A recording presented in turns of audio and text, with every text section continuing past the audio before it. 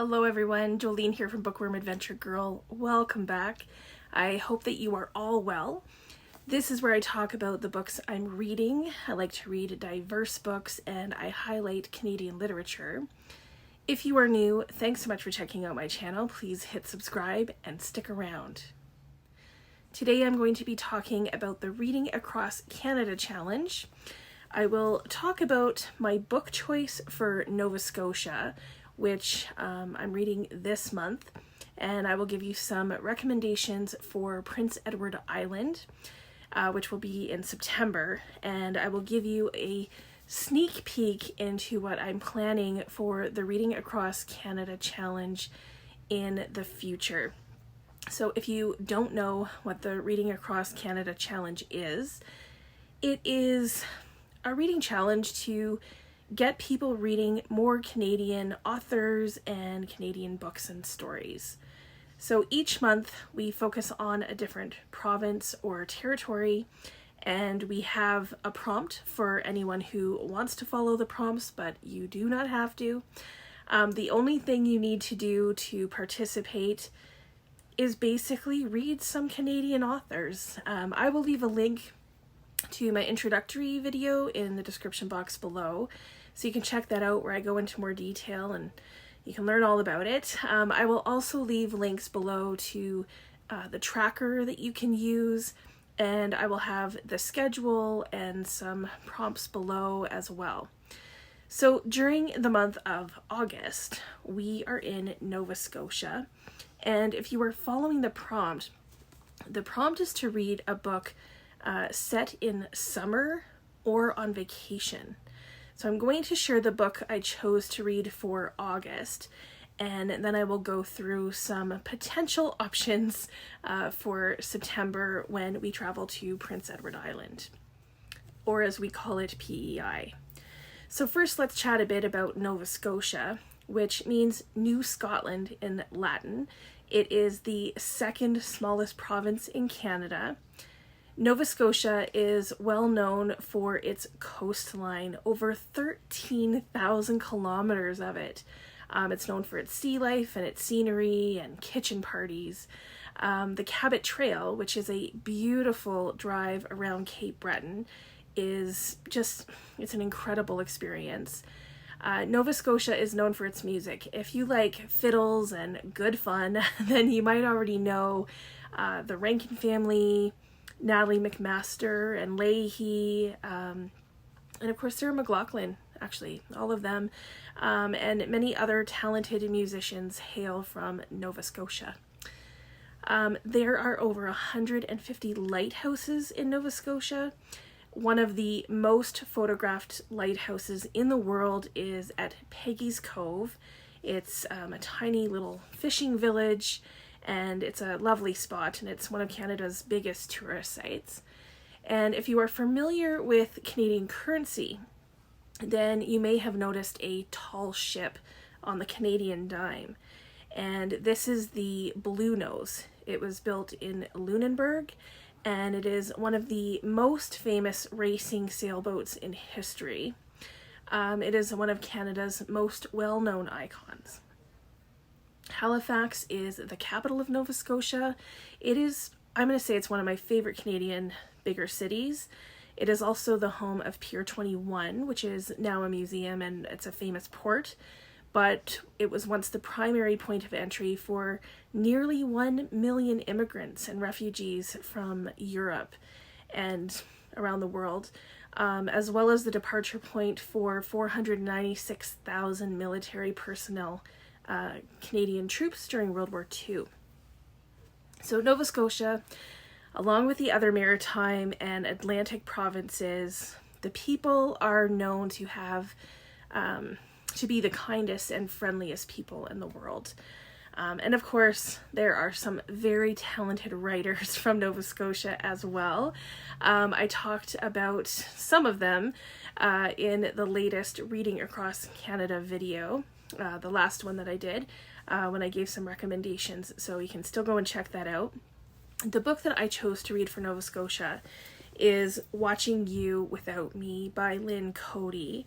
I chose this one mostly because it's a book that has been unread on my shelf. And Lynn Cody was the Giller Prize winner in 2013 for her short story collection called Hellgoing. I still have to read that one. But I have never read anything by Lynn Cody before, and I have just started this. I'm only, I would say, a few chapters in, about 8 or 9 chapters in, and I have met the main character.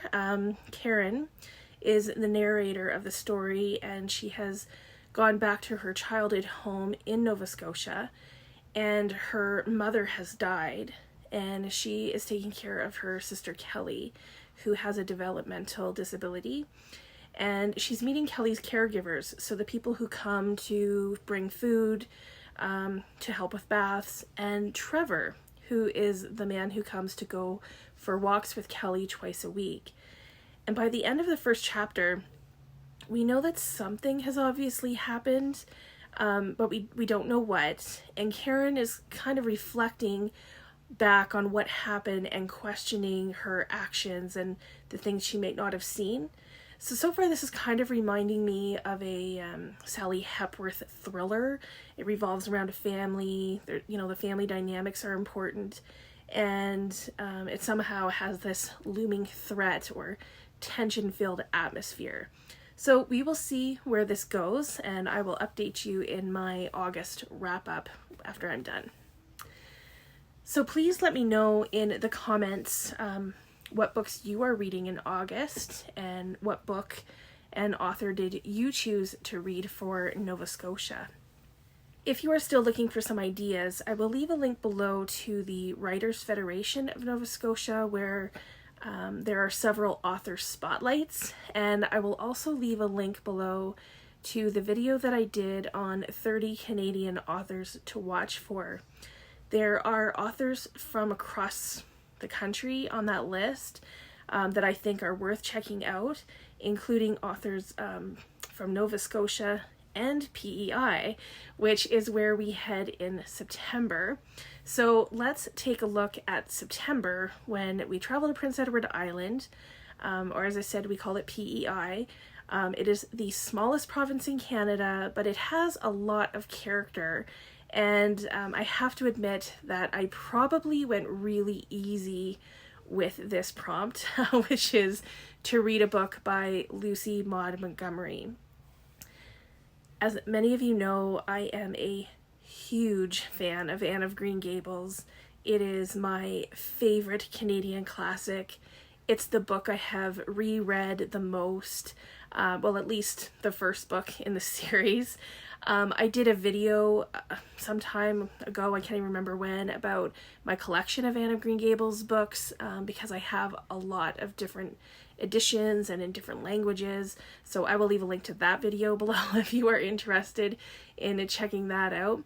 I will most likely be reading the 4th book in the series, which is Anne of Windy Poplars. You can see it here, because I need to get through this series. So my first recommendation for you is, if you haven't read any Anne of Green Gables yet, to, give it a go. Now, if that's not your thing, or if you've already read this series, then Lucy Maud Montgomery has written other books as well. So she also has the Emily Starr trilogy. You may know this, sometimes we call it the Emily of New Moon series, which is the title of the first book. And this series follows Emily Starr, who, like Anne, is an orphan and goes to live with her aunt. There are 2 books in her Story Girl series, which is about 14-year-old Sarah Stanley, who is a storyteller, and people come from all over to hear her tales. Montgomery wrote some standalone books as well, so if you don't want to get into a series, you can check out The Blue Castle, which is for an older audience, and this is about a 29-year-old woman, Valency, who reads romance novels to escape from her real life, and then eventually finds the courage to live life for herself. There's Jane of Lantern Hill. This follows the story of a 3-generation family of women living in Toronto. Jane finds out that her father, who she thought had died, is in fact living in PEI, and she goes and stays with him, enjoying a very different life than the one she is used to in Toronto. The last standalone novel I'm going to share is A Tangled Web, which is about 2 different families and their history and futures with one another. Now, please, I will caution you that, you have to remember that the times that these books were written in, so that was in the early 1900s, so if you choose to read these, I would say that that's something to keep in mind. And there are other books out there, these are just some. So if you were looking for something more modern and you're not following the prompt, then as usual, any book written by someone born or living in PEI, or even that takes place in PEI, would work. So this is an area I need to do more reading from, because I'm not sure that I have read many authors from PEI. So if you have recommendations, please, please, please leave them below in the comments. I mentioned Nicholas Herring, who is the author of Some Hellish, in the 30 Canadian authors to watch for, so in that video. And if you like poetry, Anne Compton has a few poetry collections out. I believe the most recent one is called Alongside, that's from a few years ago. And if you're into cooking, one of the most famous Canadian chefs is from Prince Edward Island. Michael Smith has been on several cooking shows on the Food Channel, like Chopped, Top Chef, and he has his own shows like Chef at Home, that was a long time ago, but he runs a bed and breakfast inn that's amazing, and of course he has several cookbooks out, so you could totally try one of the cookbooks if that's your thing. One of them is called Chef Michael Smith's Kitchen, but there are several to choose from. So those are some ideas for what to read for PEI in September. And I also want to give you a heads up for an announcement that I will be doing next week. If you have been part of the Reading Across Canada Challenge, if you've been reading along and you enjoy reading CanLit, or you want to get into it more, then I will be sharing an announcement next week about taking the Reading Across Canada Challenge to the next level. It's something that I'm really excited about, so stay tuned for that, and I will be giving you more details very soon. So please let me know if you are reading along. Let me know what you are reading for Nova Scotia in August. If you have already figured out what you're reading in September for PEI, please let me know about that too. And if you have more books to add to the recommendations, either for Nova Scotia or PEI, please share them. I look forward to chatting with you in the comments. As always, thank you for watching. I hope you enjoy the rest of your day, and don't forget to make every day an adventure.